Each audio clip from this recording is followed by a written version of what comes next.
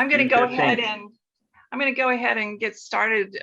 We have a lot to cover today, and I want to welcome everybody for joining our Manufacturers Happy Hour series. And you're supposed to have your beverage and snacks already. We have a couple of board members that'll be here. Steve Terrell is on the call from the High Desert. Also, Judy Lopez, our president, is unable to attend and sends her regrets. I think Wally Brithany will be on the call, and he is. Good. And John Duvall. I can't see everybody that's on right now, but John Duvall from Duvall Rubber, again in the High Desert. So these are some of our board members that have been so helpful to us. I want to let you know to be sure to save the date. Our next happy hour will be June 17th. And the topic will be manufacturing automation in the Inland Empire, what to expect and how to react. Our presenter will be Dr. Johannes Moines. He's written that roughly 50% of all jobs in the US are susceptible to automation by 2013 across all sectors in the US economy. And learn how many jobs are at risk in the Inland Empire, how it will change the face of manufacturing, what risks and opportunities are emerging, as well as what to do about it. So Dr. Moines, I've known him for quite a while. He teaches global business at the University of Redlands. He's the founding director of the Institute for Spatial Economic Analysis, founding partner of SEI Consulting, and holds the William R. and Sue Johnson Endowed Chair for Spatial Economic Analysis and Regional Planning. We wanted to have him this month, but he happens to be in Germany right now. I wanted to let you know, I believe, unless Vincent corrects me, that you can register right now on our website, mfgcouncilie.com, under the events page.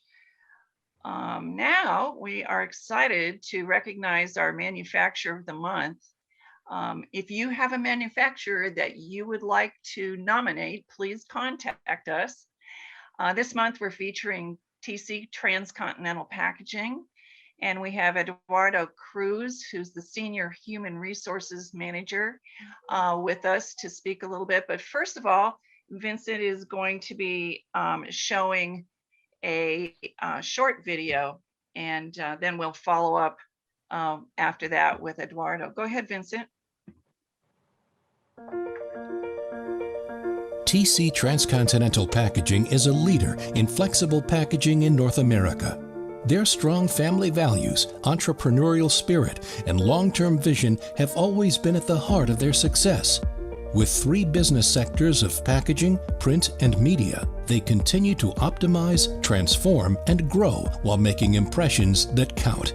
Their 100,000 square foot facility in Ontario, California, currently employs over 80 team members. The site is growing and provides employees with a diverse range of career options within an innovative environment where they welcome women and men from all backgrounds, nationalities, and age groups.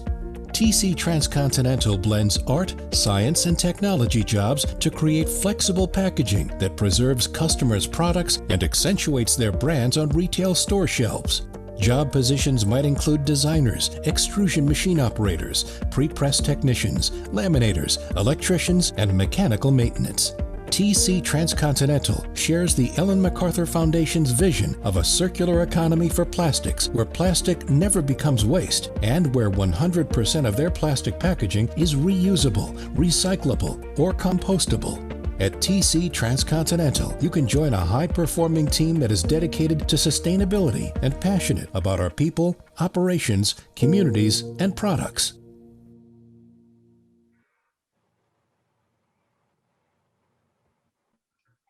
Eduardo, go ahead, and if you'd like to speak for a little bit. Oh, yes. Thank you so much, Molly. Definitely a privilege to be part of this, obviously, event. It's interesting to see that video because that was taken back in February of 2020.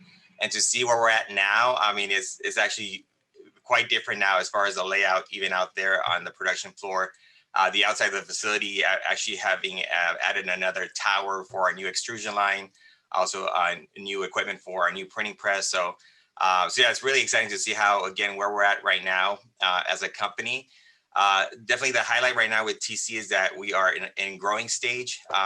So just to tell you a little bit more about TC, or this location is specifically into Ontario, back in April 2018, that's when TC acquired this location, and then realized that we needed to have a presence in the West Coast.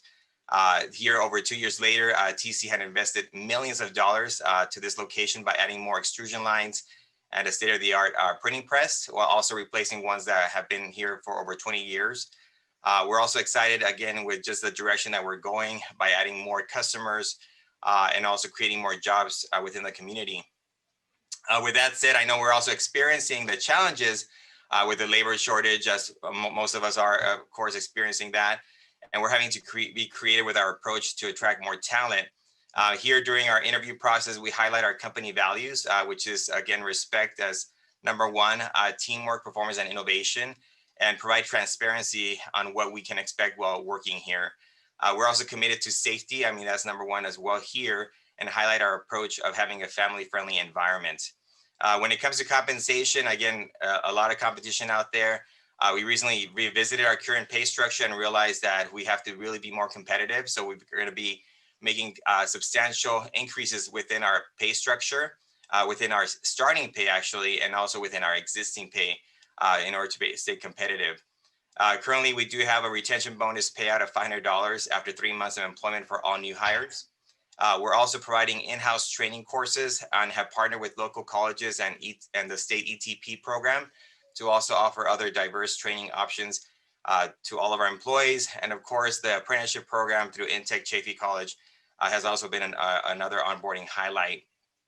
I also believe in the importance of networking, and we've also been fortunate in being able to have reliable resources within the Employment and Development Department and other county resources that allow us to participate in multiple virtual job fairs to showcase our company.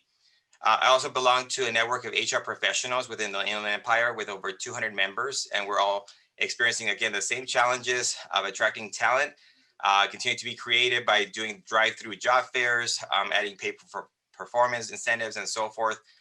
So here, ultimately, we want our employees to see that we will invest in their growth and development, and they could have a successful career at TC, whether it's here at our Ontario location or also even relocate across other TC business units within the US, Canada, and even Latin America. So again, it's been a privilege to be part of TC now going on 2 years, but I know that, again, we have to be creative what we need to do in order to continue to strive as a company, especially, again, with all the competition that's out there. Any questions?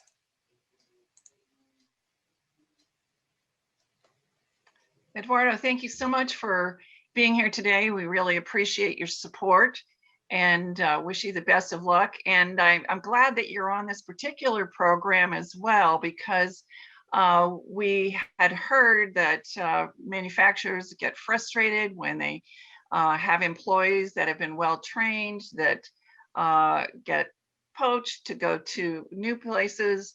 And so one of the ways that we think that you can keep your employees loyal is through apprenticeship programs. And so that's why we have the title Train to Retain through Apprenticeships.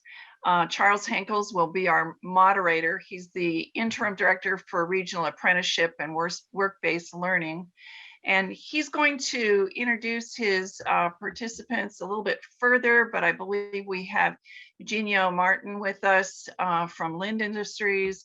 We have Frank Castanos, Director of Community Contract Ed from Victor Valley College. I mentioned that we have Steve Terrell from Mitsubishi Cement. I think we have Eric Schmidt from Ex Quadrum in the High Desert. And I think also we have John Duvall who'll be able to participate, and Steve Nagy, who is an instructor at the Intech Center. So Charles, I will let you go ahead.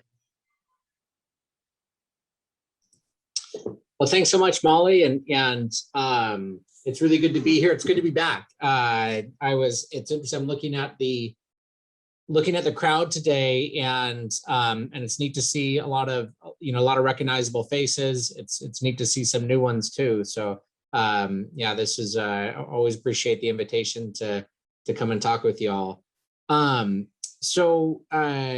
What Molly had talked through and Debbie had talked with me about was leading a roundtable discussion around apprenticeship, and it was sort of agreed that, hey, before we jump into the discussion, let's talk a little bit about what apprenticeship is, what this program is that we're working on. So the format today is going to be a little risky for a happy hour, and then we're going to start with a presentation piece, and then we're going to roll into some conversation. And so, for those and one of the things that's interesting is there's probably about 25% of you that are on this call right now that, have probably heard some of this material, and then 75% of you, this will be brand new. So that'll be interesting. I'm going to be interested to see the reactions of the crowd today. But Vincent, if you want to start, if you want to pull up the PowerPoint, what I want to do is I want to talk about, what apprenticeship is, what we've been working on here in the Inland Empire. And then I think what we'll do is we're going to talk for a second about the theory, the why, what's this apprenticeship stuff about? Why are we doing it? And then I think in our roundtable conversation, what I think that's going to do is that's going to give us an opportunity to really put some flesh on it.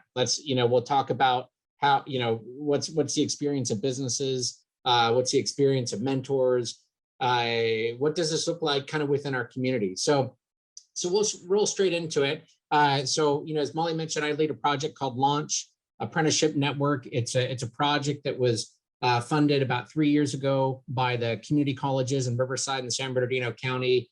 The big idea of Launch was to create a network, a structure, an infrastructure for new apprenticeship programs for businesses and schools to be able to kind of plug into a system, and really to sort of simplify this process of students, job seekers getting into earn and learn programs that, really, a lot of the learning happens on the job, a lot of the growth happens on the job. So go ahead and go to the next, we're going to play a quick video, and then I'll roll into it. Job seekers and businesses ultimately suffered for it. There is a gap in the education system where we've really missed out on vocational training over the last 20 years. The reality is that there are a number of industries that are really struggling, and it's harming them in terms of their productivity and their ability to do what they do because they can't find the talent. We were unable to get qualified applicants. We've used staffing agencies, we've used resources, personal resources. We were hiring neighbors, we were hiring family members that worked here, and the match was not perfect because they were not on the path that we were looking for. Apprenticeship has reached a tipping point. Today, educators all over the nation are proving apprenticeships are vital again, as they forge partnerships with local business all over, combining what is learned in the class with skills obtained in the field. It's very different from the classroom, because when you have that hands-on training, then it's a whole different world. My view of school has definitely changed since the apprenticeship started. Just getting to apply those same hands-on skills. I think a lot of us like to use that term, when am I ever going to use this? Like, now I actually have an answer for that question. And so you can start to value what you really want to hang on to and what you might be able to pass on to someone else down the road. The combination of actually going to school and incorporating that knowledge here, and the other way around too, the knowledge from here, bring that into going to a class, yeah, that works really good together. It's about launching students' careers and serving businesses. The long goal is what I'm looking at right now, to where I can actually advance my career and not stay in one spot for too long. So the apprenticeship program is a great effort. It couples education and on-the-job training. This program really allows me a stepping stone to get into the educational system and create those career academies that can teach these skill sets at a much wider range across a broader audience to really produce valuable employees for the entire region. These apprentices that we are getting, they're on a path that they have chosen, and it happens to mesh perfectly with what we need. And it's educators who are responsible for leading this charge.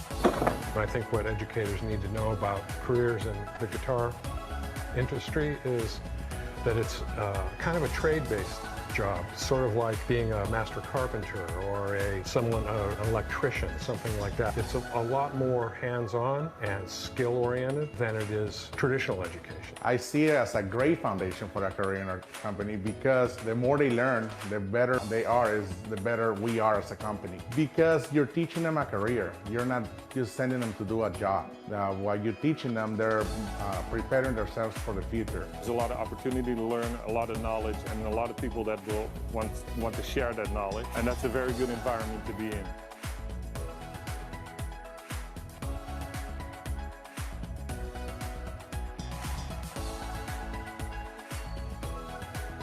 Great, thanks, Vincent. And you can go back to the PowerPoint now. So actually, real quick before you do, while we got everyone's face on this grid, so in Zoom, there's a reactions button. It's down at the bottom of your screen. You'll see like a little smiley face with a plus sign on it. So I want to take a quick poll, I want to ask a question real fast. So the question is, have you, have you ever said this, or has this ever been said to you by someone? And in the context, what I'm looking for is if someone was saying, hey, how do we prepare, kids to enter the manufacturing industry? Have you either heard this or have you either said this? Just send me someone that shows up to work on time and is willing to learn and wants to work. Have you ever heard that said when in the context of that conversation? All right, so I'm seeing some thumbs, seeing some nodding heads, seeing a lot of thumbs now. Okay, yep. So it looks like we've heard that before. Go and Vincent, now you can go ahead and you can pull up that PowerPoint. So I remember about several years ago, I remember was meeting with the company and oh, of course it works now. That's funny. So I was meeting with a company. I'll go ahead and go to the next slide. Just meeting with a company and that's what, meet with an HR. I remember it was a HR manager and then also an operations manager. And that, I can't remember if that's precisely what they said, but pretty much they said, hey, we can't seem to find any help, was essentially what they were saying. And a part of why I remember the conversation so well was there were 3 community colleges. So, community colleges in the area that were asking the question I just asked. Hey, how do we get people prepared to enter your industry? And when I heard that response, I felt like I wasn't hearing just a practical answer to a question. I felt like what I was hearing was, oh, somebody's giving up on this whole thing. Somebody's starting to give up on the idea that that we're training people to enter industries. They're getting tired. They're putting out an effort, and they feel like there's no feedback coming to them. And so instead of saying, a practical answer like, hey, here's some specific skill sets that we'd like the schools to teach, or here's some content area, some math or something like that. Instead of responding that way, they were basically saying, listen, just send us some people. We'll grow them. And it was really, to me, I really took it to heart in that I went, okay, something's off, because I knew around that same time about, this is, several years ago, and I have this picture over here on the right. We had high school students competing in national skills competitions and winning automated manufacturing, national skills competitions. I knew the faculty that were teaching students were pouring their, really pouring their heart and soul into creating good curriculum and delivering good instruction. But I knew what the employers are feeling too. And what they were feeling was this, the technical term we use is skills gap. Yeah. Yeah. Nice. Right. Yeah, that's right. Yeah. Cause you were teaching them. So we use this technical term called the skills gap. And, basically the skills gap, the definition, the best one I've heard of the skills gap is it's the point at which an organization can no longer grow or remain competitive because it cannot fill critical jobs with employees who have the right knowledge, skills, and abilities. And one of the interesting things about, the skills gap, and this is, kind of taken from a report, is that most organizations talk about it. They say that that's something that they're struggling with. The other thing that's interesting too is it happens at all levels. The skills gap isn't just like a entry-level position only issue. It happens at entry-level, mid-level, and advanced level occupations. Go ahead and go to the next slide. And most of the time when we really, start to dig in deeper with, with employers, and we start asking probably more, more critical questions than just, hey, how do we prepare people for your industry? But we start asking, okay, who is it that you value? Who is at your company? Who is it that you value most? Who do you hang on to? Like if they threaten to quit, for example, you would do whatever it took to keep on board.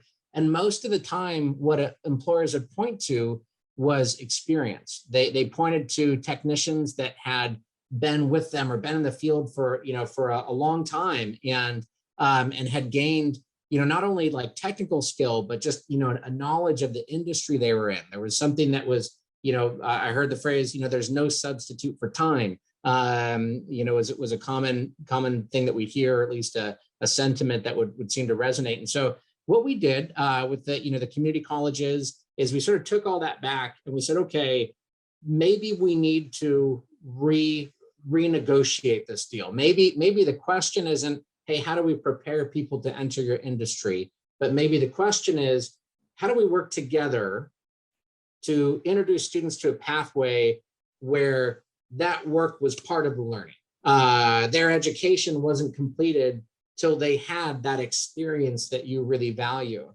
And so when we sort of approached this concept, it really resonated both with our industry partners that we had been talking with, also with our students that said, yeah, that's what I want. I'm a hands-on person. I learn by doing. Just show me where I show up for that program. And so we found that like this concept and this model and this approach really married well with this thing called registered apprenticeship. And so we started the Launch Apprenticeship Network, with that big idea in mind. And just to kind of give you a comparison, like I said, is what it means is instead of thinking of academic programs as something we complete before we enter the workforce, the idea of apprenticeship was actually that we'd actually try to put students into a competitive labor market as part of their learning, part of what they go through. And then what we do as colleges is we provide courses, training, relevant learning that would help them advance more quickly in that stage as an apprentice. And so just to give you an idea of how it's different, apprentices are earn and learn. What that means, so we use that term, and what that means is they are working, they are part of a company, they're part of a team, they're earning a salary, they're going through, but they're also learning while they're on the job and also in the class. Go ahead and go to the next slide.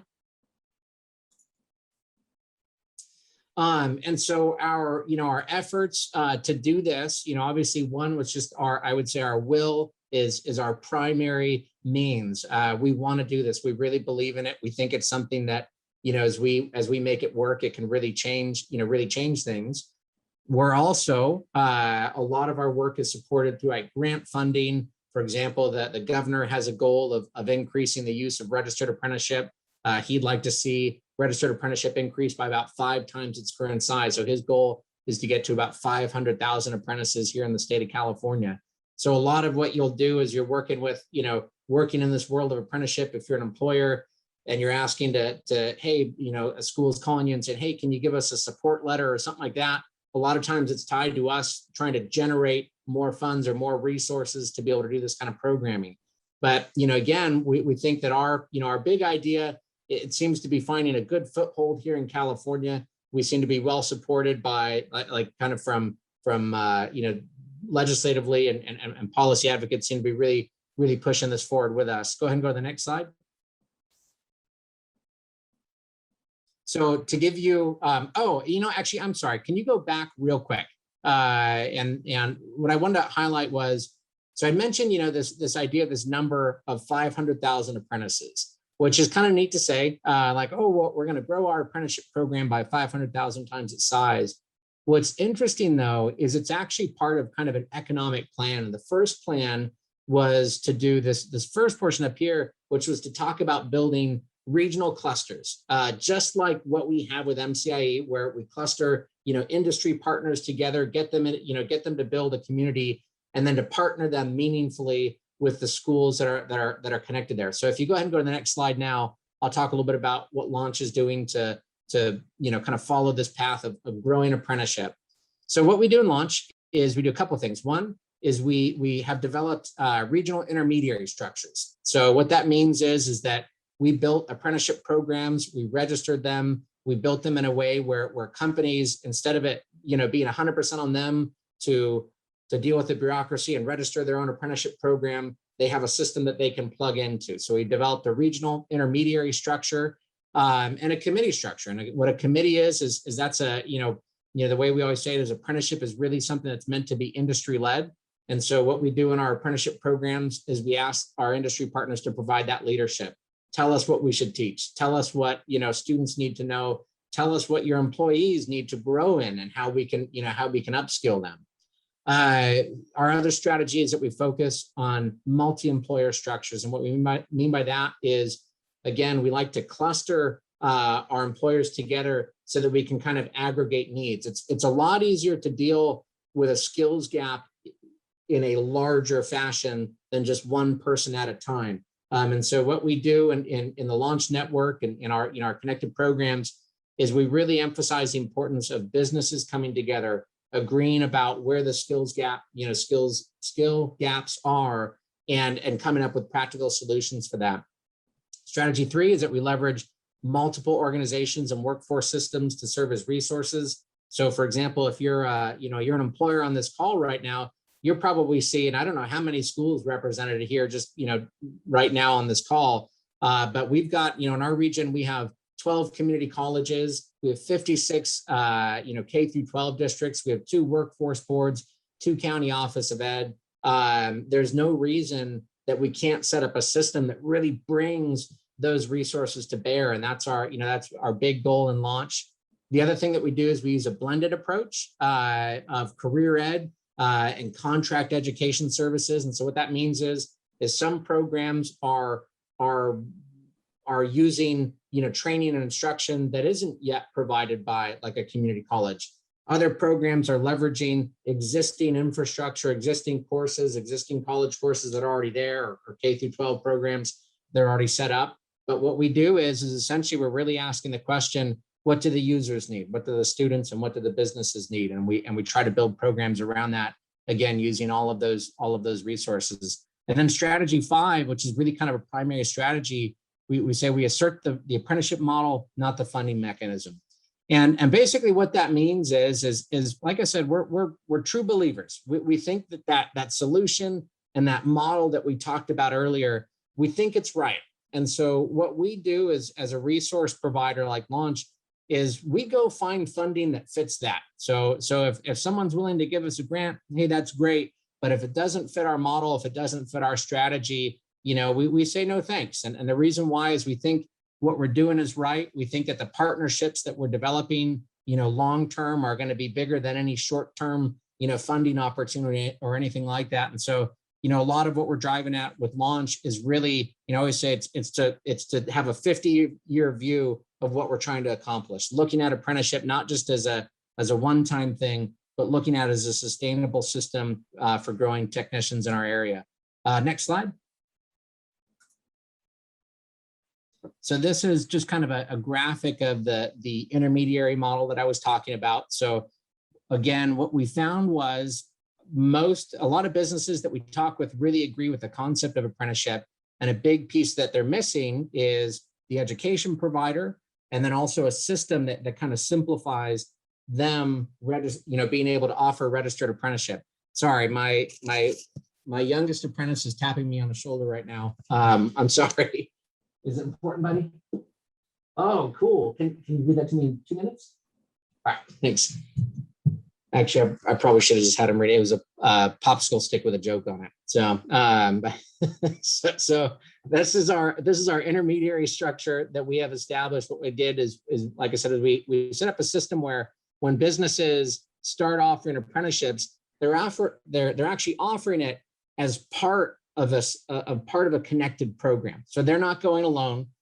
what we do is we group them with businesses, like I said, that kind of fit their aggregated needs. The schools that are connected with the Launch Network, they provide the education and the administrative services to register and operate the apprenticeship program. Our big ask for companies is that they provide meaningful, work-based learning opportunities, work-based learning experiences, and that their primary investment is their apprentices. So, we don't tend to do a lot of, we're not an expensive, group to join, I'll say. We're basically, our main emphasis, main driving point is put your investment in your employees, put it in the community, and let's watch this grow. Go and go on the next slide. And then the other big effort right now with Launch that we're undergoing is developing mentors. So most of the time within, businesses that we're working with, there's different functions and different roles at every business, right? And, a simple way to look at it might be like ownership, operations, HR, or, obviously that's not perfect because you could blend any one of those things all together. But in apprenticeship, what we found is one of the key functions, one of the key roles that is just makes these things either successful or not, is the idea that companies should have mentors. They should have people that work there that are both, willing and interested to help people grow in that industry and in that field. And so another part of what we're doing within the Launch Network is trying to help just grow and identify mentors that are, that exist throughout the region. Our goal, in this next year is to see about 50 mentors trained, and for them to be, public. Like we want people to know who they are, who they can reach out to. If I'm a high school student thinking about a career in manufacturing, and I don't know anybody, I'm very unlikely to make that jump on my own. But if I know that there's people there that are interested in me as a student, interested in seeing me move that way, and there's people that I can reach out to, send a question to, those are people that we're working to identify now. So, like I said, a little bit of a just kind of high level overview of what apprenticeship is, and you can go ahead and stop sharing the screen now. And I don't know, Vincent, this might be impossible. Is there a way to set the grid up in a way where we can see who, when we do this roundtable discussion, it would be great if we're able to kind of feature the speakers. What would make the most sense for us to be able to do that? Is there a way to do that? Sure, we can spotlight. Okay, terrific. So what I'd like to do is if you're one of those folks, why don't you real quickly, the first question I just kind of want to roll out is if you could introduce yourself, let us know who you are, which company you're with, and how you've been involved with apprenticeship so far. And perfect, there we go. That's just what I'm looking for. Thanks, Vincent. So great presentation, Charles. So yeah, here again at Eduardo Cruz, I'm the senior HR manager at TD Transcontinental Packaging. And so because of Rosalinda Rivas, she's been a great resource for me, being able to again introduce this industrial and electrical apprenticeship program that Intake Chaffee College offers. So far, we've had 2 individuals who've been able to participate in the internship. We've been able to be very supportive of that. And that's the other piece, that what we're doing here to, again, try to attract and retain talent is by also allowing them, as we have graduates from Intake, saying, okay, if you don't have that background as doing and maintenance, we'll go ahead and bring you in as a machine operator to know the ins and outs on how the machine operates, but with the agreement that we're going to go ahead and put you in the apprenticeship program and give us a year, and then we'll go ahead and have you also go into the maintenance field. And that's been attractive right now with 3 students that we've been able to see from the last graduating class. So again, we want to just make sure that we are open to those ideas, and so far the 2 that are in the program, they've been very happy with with obviously what we're able to offer, and obviously again that retention is key for us. Awesome, cool. Eugenio. Well, Charles, thank you so very much for the wonderful introduction and the presentation, and thank you everyone for allowing me to be here today. My name is Eugene Martin. I am the engineering manager for Linum Industries, and we've been blessed enough to be partners with Launch specifically for probably the last 2 years or so, right, Charles? And so far, it's been nothing short of spectacular in terms of what the partnership has yielded for us in terms of benefits. Just like the previous speaker was saying before me, I think a key for all businesses here, specifically manufacturers in California, to remain relevant and competitive, comes in the form of the human capital. How do we manage our people, right? Our labor resources, attract the right talent and retain them. So through this partnership, we've been able to find that we've been able to accelerate people's career growth, spark their interest, and get them a lot more engaged and motivated through this hybrid model. So not only are they learning the way to do work the Lynham way here at the organization, but because we're limited in terms of resources, how we could staff up and train, having them go to our respective college partners, specifically Norco for CAD, CAM programming, CNC operation, etc. We've been able to basically augment to speed up that whole process. So they've been able to come back to the organization with a fresh perspective. I think much more advanced in some respects, and they've been able to challenge the status quo and actually teach us new methods and new ways of thinking, how to basically rethink processes and how we design products. I've seen a lot of the people that I sent from my organization, a lot of apprentices come back totally re-energized and with this passion. And I really can't emphasize how important that is. They feel very much empowered, and the mere fact that they're coming back within a span of a couple of months, already with, I think, a skill that would take a couple of years of accumulation via traditional training methods internally here within the organization, I think is a huge testament to the effectiveness of the program as a whole. So I just want to say thank you on behalf of Lynham. We're very privileged to be here in this partnership with you. So thank you. Frank. All right, hello everybody. My name is Frank Castaños from Victor Valley College, and we've got a couple apprenticeship related programs that are existing right now. We've got an electronics program that's currently geared more towards the avionics side of the house, but we're working with Charles and Launch on finding a way to open that up to it's more broad for more employers to get a part of outside of the aviation piece of it. We also have an electrical program that's geared around maintenance and operation techs as well. We've got an industrial maintenance mechanical apprenticeship that we work closely with Chafee Intech Center on collaborating and sharing ideas, resources, things like that. We've also got a community healthcare worker program that Charles was huge at allowing us to get started very quickly and with quick success. I think that's a good story of, if you've got employers out there that have the need for a program, and if that desire is there, we'll make it happen. And that was a good example of a program that we got started, I don't know, maybe 8 months ago, probably even less. And we've already got some great progress on that. Students completed programs. And then we also have a construction apprenticeship readiness program that's it's pretty broad, but it kind of is it's a feeler for students to learn about different trades on the traditional side of the house and go that route. But yeah, we've been working with Launch and with our employers for several years now, and are finding the benefits to apprenticeship and are looking to just grow and do more and serve our community and serve our industry partners. So thank you, Charles. Great, yeah, thanks. Eric.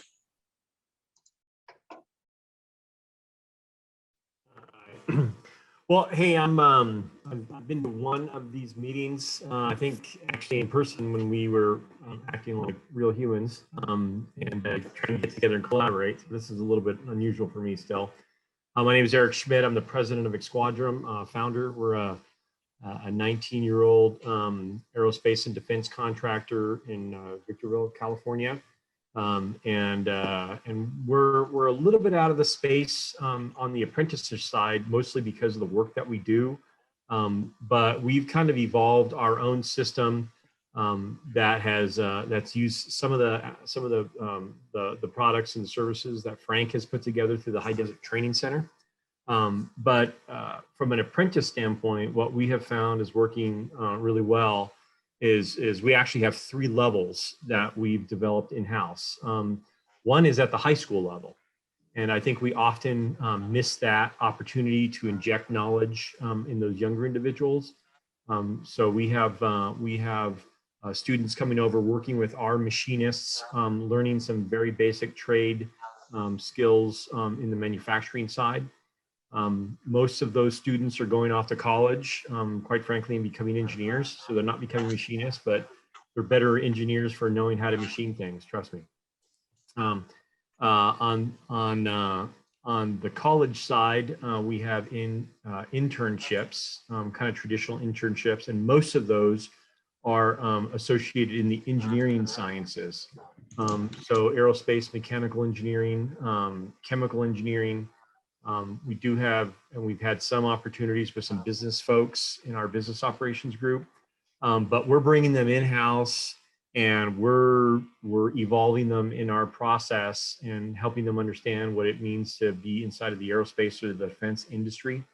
So we're doing that in our own organic way. We're not engaging through another system like Launch, although it sounds very interesting and promising. The opportunity we've been able to take advantage of with the High Desert Training Center is upskilling our employees so that they have skills across a wider spectrum of skill sets. And so that's working out pretty well. Joey Chafin, who's on the call with us today, he'll talk a little bit about what we're doing on the machining side. But for me, I want to understand, kind of two factors. What is out there in the Inland Empire where we can engage into what can we as an employer bring to the table to kind of help manifest some of this change. So that's kind of where we sit, and I'm listening anxiously to see where both of those could be fulfilled. Cool, great, Steve.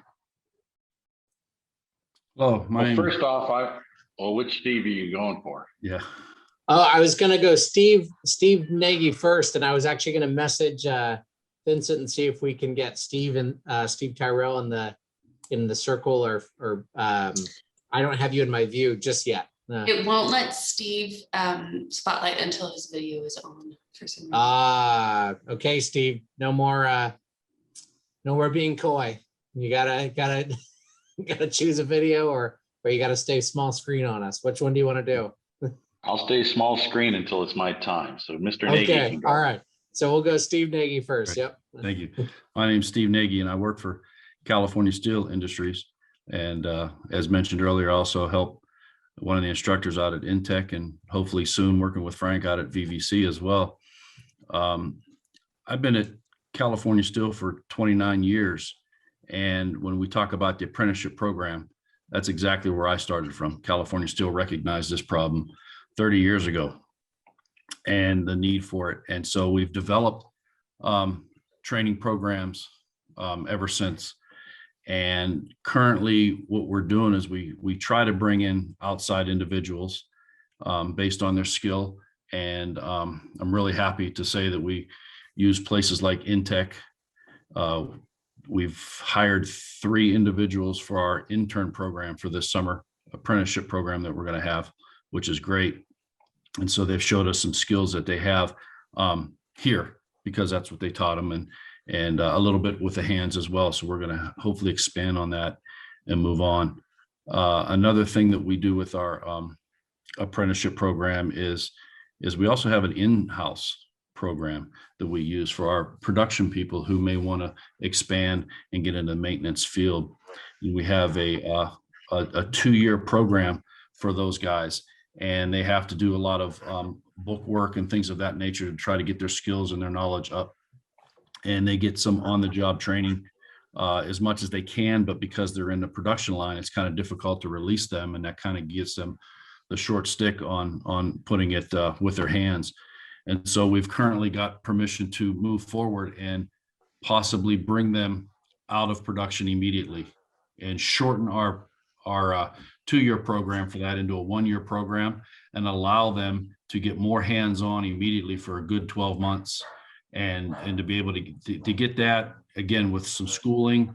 We'll teach them, we'll take them to some classes out at Intech, et cetera, and get them up to speed and get them ready for a 2-year B program that we do, and we then really assign them a really good mentor and take them to the different departments that we have and really show them and explain them, you know, not everything just on paper, but we have to take it and show them what it actually is in real life. It's apples and oranges when you talk about a classroom to outside in the field. And so we want to expose them as much as we can. So, you know, that's kind of where we're at with California Steel and what we're doing. And, you know, always looking for the people. We're happy that we got those 3 right now.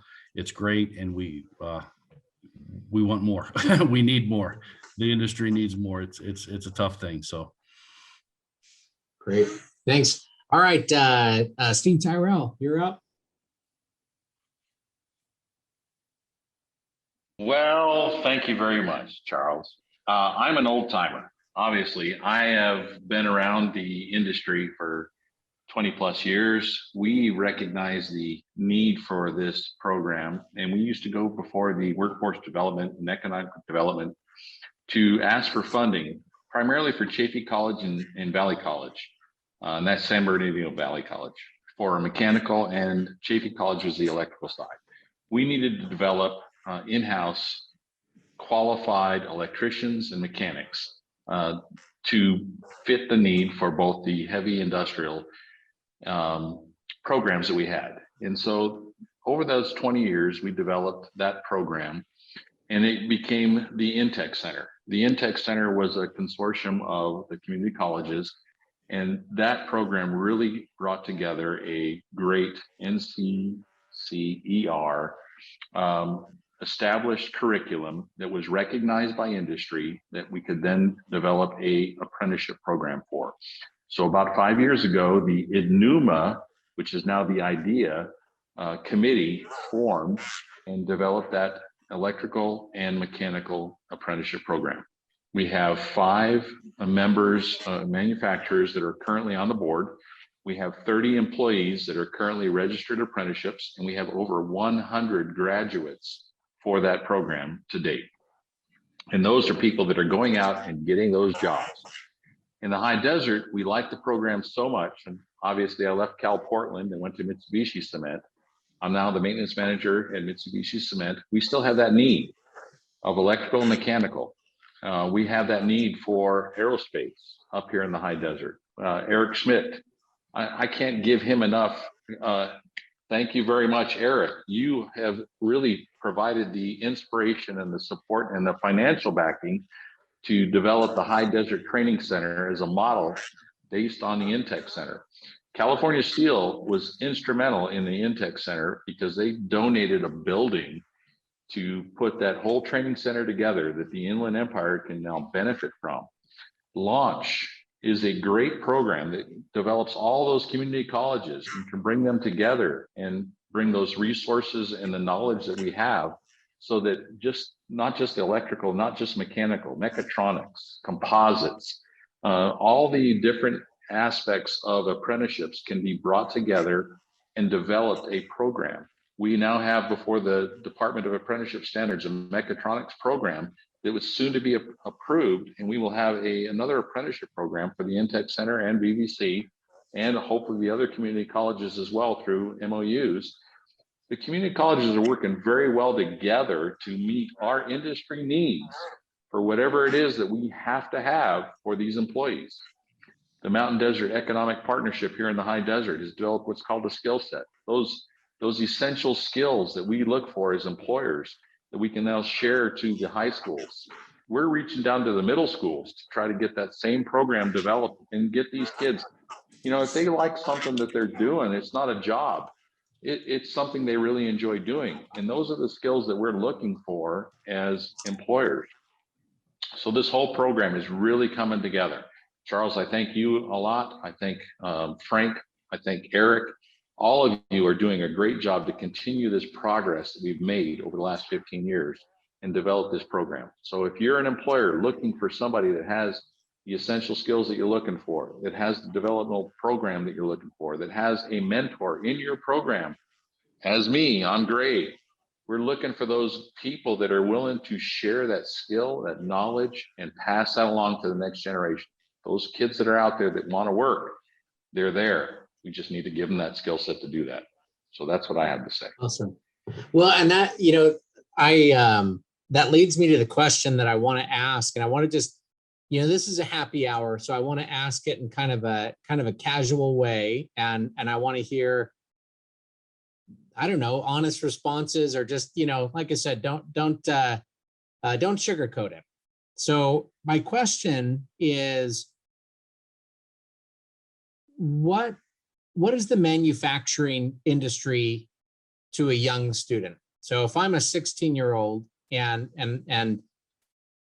someone approaches me and says, "Hey, have you considered a career in manufacturing?" What does that mean? What is a career in manufacturing? What is a student supposed to think with that? And I got a follow-up question on behind that, but I'm just kind of curious to get your, like I said, your answers. That's a pretty academic question. Give me an industry response to it. Am I asking the right thing? I'll jump in right away and say that the MCIE was at a junior high back when we could go to a junior high in 2020. And we had everything set up, and kids came up to us, 8th graders, and said, "What's manufacturing?"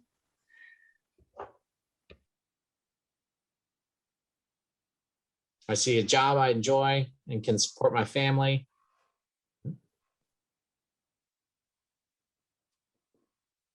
I think one of the things that we found that's interesting is the students that we're talking to want to make things. They want to be creative. They want to blend a technical skill with a creative piece of their person, and they see manufacturing as a way to do that. And I think to some degree, that's come from these kind of reality TV shows where folks are they're welding and machining, and they're making things on the fly in 30 minutes or an hour on these reality programs. And they're seeing how someone can actually do really fun, interesting, creative, cool things, and not just push a green button and load a piece of raw material in, and push a green button and load a piece of raw material in. And so that, I think, has been an interesting shift, because it's demonstrating that they're seeing that as an interesting profession versus just something that'll make them some money. Yeah, I'll second that. I actually call my employees artisans. We make ceramic lighting, so we get to make pottery.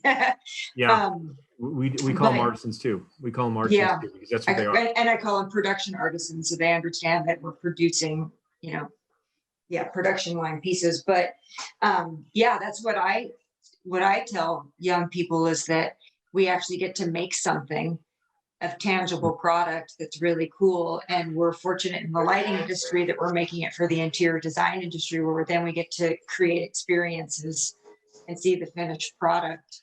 And that's what I think is probably lacking for people who might think they don't want a remedial, quote unquote, remedial job, is that they disconnect what they're actually making to the finished product. I mean, everything that we use and value, from skateboards and guitars and cell phones and all of that is made, airplanes, and we're all making things. But I think that might be something that there's a little bit of a disconnect sometimes, that they don't really realize they're helping to make something really cool.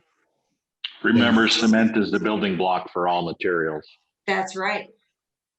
Yeah. I was waiting for you to say that, Steve. I think another thing that we could share with the younger ones too is not only, we talk about, using our hands, we talk about it's a great job and we can make money for ourselves and all that. But it's also, I think you can expand on what your job is, and you can save a lot of money, because you don't have to call an electrician to come out and fix your house.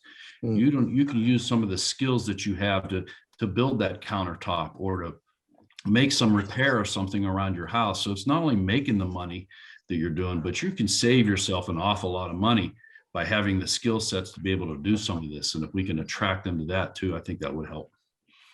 Great. I'm going to ask a follow-up question it's right in the same vein. So if you didn't have a chance, just a moment ago, and you kind of have a thought that you're working on, hold on to it. what I wanted to ask.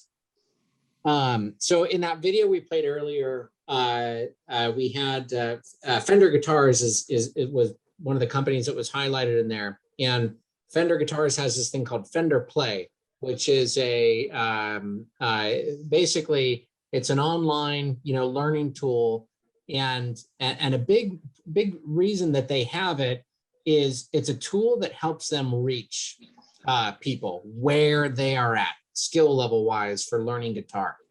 And one of the conversations that we had recently was we asked, are we doing that with manufacturing? Are we reaching people where they are? Or are we expecting them to kind of bridge that gap to learn about, to learn something that keys them into why manufacturing is, I'll use your words there, Steve, is a job that you can enjoy and support your family. Are we doing the right things, like I said, to kind of meet people where they are? Maybe they've never walked into a manufacturing facility ever in their life. They've never even considered it. Are we doing things that help reach people where they are?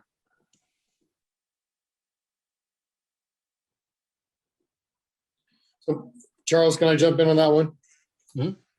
So after working with high school students for about 20 years, when you talk to them about manufacturing, both they and their parents have this impression from their history book when they learn about the assembly line in the early 1900s that manufacturing is the Ford River Rouge plant. Because there's always a picture of the Ford River Rouge plant and the dirty, unsafe, dangerous conditions that are in there. And so the kids like building things, they like being creative, they like working with their hands, but they, that's not the environment that they want to work in.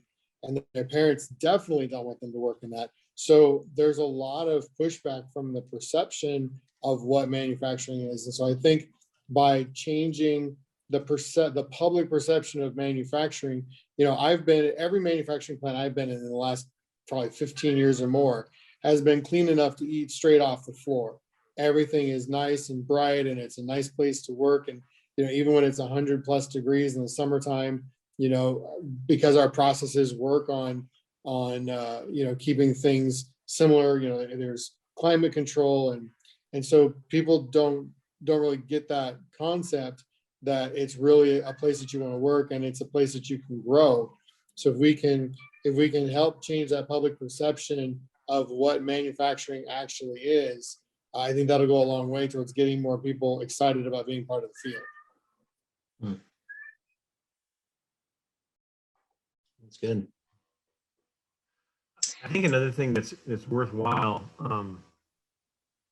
throwing into the mix is manufacturing is much more computerized than it ever has been, which then starts to bring in programming and networking, and it's really advanced from the way it was 20-25 years ago. It's a very high skill set, especially when you get into precision manufacturing with CMMs and these areas where you're doing some very advanced diagnostics and inspections,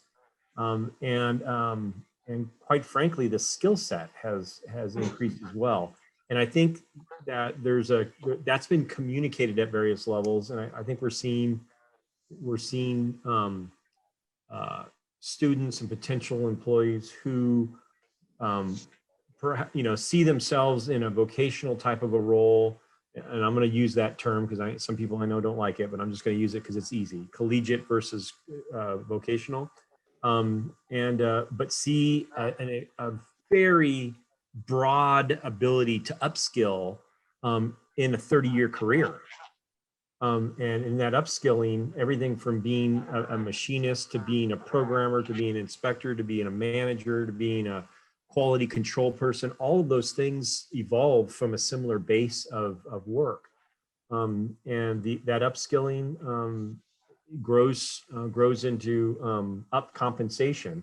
So I think there's a much broader sense of opportunity than there has been in the past when we think about the 300,000 square foot shop with everyone, you know, again, pushing the green buttons and working in a noisy environment. It's a different environment than it used to be. That's great. Well, I don't want to cut anybody off, and actually I see Wallace. I want to give you the space, and then before anybody jumps off, I know we're right at that time, Wallace, and then I want to actually kind of queue up Joey and Eric on that note about showing people something, kind of showing people what's involved with, manufacturing. They had a video for us so Vincent, if you can have that ready, and then we'll cue it right after Wallace. Charles, you asked the question about what is being done to help introduce people to what manufacturing is. And by the way, I think there's a really we have also tried to send a signal that there is a very broad range of jobs that are available at manufacturers, not only the electrical or the mechanical. There's marketing for firms that need marketing. There's actually research and development for some of those firms. So in what we call the 27,000 square miles of the Inland Empire, there's a lot of different kinds of opportunities. We are trying to develop videos. For example, the transcontinental packaging video, where we can make a video for a manufacturer, and we're trying to come up with a way through our website as an example, but through the website of the Manufacturers Council, to be able to show people. I've used it myself in some classroom instruction for where we were asked to give a little training to high school students, for example. So attractive videos showing both the outside of the building, and transcontinental packaging was a good example. Beautiful vision of what the outside looks like, and then what does it look like inside. We're trying to create that library of manufacturers here. And so for manufacturers that might be online, please contact Molly Burgess to get your video, because it's pretty low priced compared to what most video productions would be, to come up with a first class video of what your own firm does. But we would say that also is creating part of a library to show the attractiveness of what's in manufacturing, that it is not drudgery in dirty conditions all the time. This is not what manufacturing is any longer. So we are trying to create that, and we are also looking at creating videos. We have some videos on specific employees who have gone through the process of, maybe they went to Intech. How did they get their job? So we're trying to tell the employee side of the story as well, for how did that go for those employees. Now our next step will be to create a sort of a marketing program of how to get that stuff out in front of more people. So this is a Manufacturers Council of the Inland Empire effort, and I think it's going along well. Stay tuned as we figure out how to roll it out and get it in front of people. I'm one who always says we need one of those big billboards on the freeway so that when you drive by, you see this stuff. But somehow we need to get that in front of more people. And we are making low-cost video production available for firms that want to show off their operation, and make it available either through YouTube, any number of places. So that's a Manufacturers Council plug of what we're trying to do to answer that question. What is manufacturing, or maybe what is manufacturing like? What's the environment like? Thank you very much. Great, awesome. So Joey and Eric, actually, I think that's actually a perfect segue. One of the things that we wanted to do was show what one of those videos can look like. So Joey, Vincent, I don't know for sure if you had the link to that video. Perfect. There we go. I'm Eric Schmidt, president of Exquadrum. And I'm Kevin Mahaffey, Chief Executive Officer of Exquadrum. Exquadrum currently operates in multiple locations. What we're doing now is we're investing in this new facility so that we can co-locate all of our resources to bring innovation and value to our customer at its highest level. Well, this is it. This is the future home of Squadron.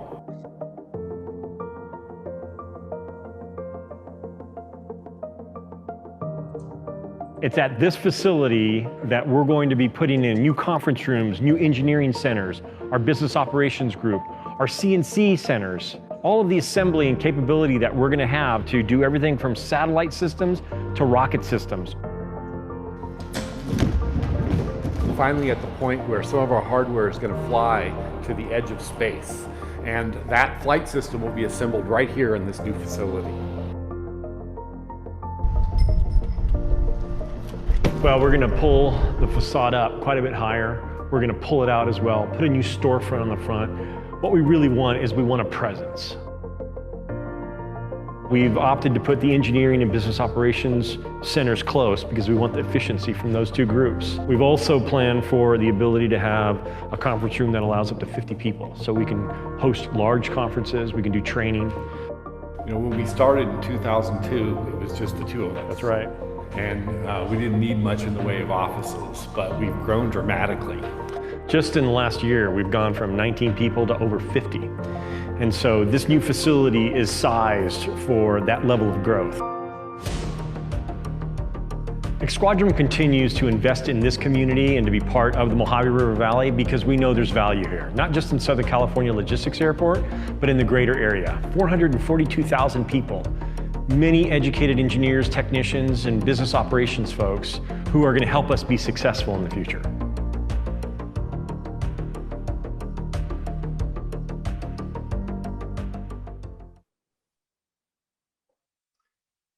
Charles, this is Eric. If I just a couple seconds here. That video is not completed. We still have kind of the wrap up at the end, but I wanted to highlight it because one of the things that we thought was important was to put together a video that sells not just Squadron, but the region. It sells the investment. It sells the opportunity. It sells, it sells the entire aspect of what we're trying to achieve, not just as a company, but as a region. That video, it wasn't cheap, but it wasn't terribly expensive either. But I think if we had a library of these kinds of videos that companies were putting together, it's going to be 3 minutes max, and it's going to be part of perhaps a launch road show, or perhaps Steve Terrell takes it down to a council meeting and says, hey, let me show you something that's interesting that's going on. We need to sell ourselves, and not just the bacon, but the sizzle too.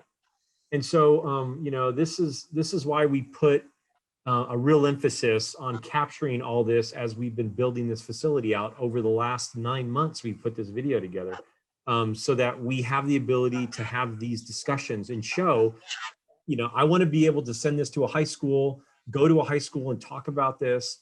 And so that's really what the vision's been, so that we have something that can excite and get conversations started.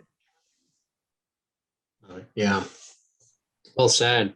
Well, Molly, I apologize. I know I took us past time there. Sorry, that was my fault. That's okay. But it was a good discussion, so I didn't want to end anything. Yeah, I'm glad you didn't.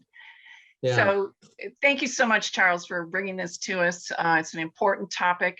And obviously, we had over 2/3 of our audience were manufacturers, which is an all-time high, and I'm really excited about that.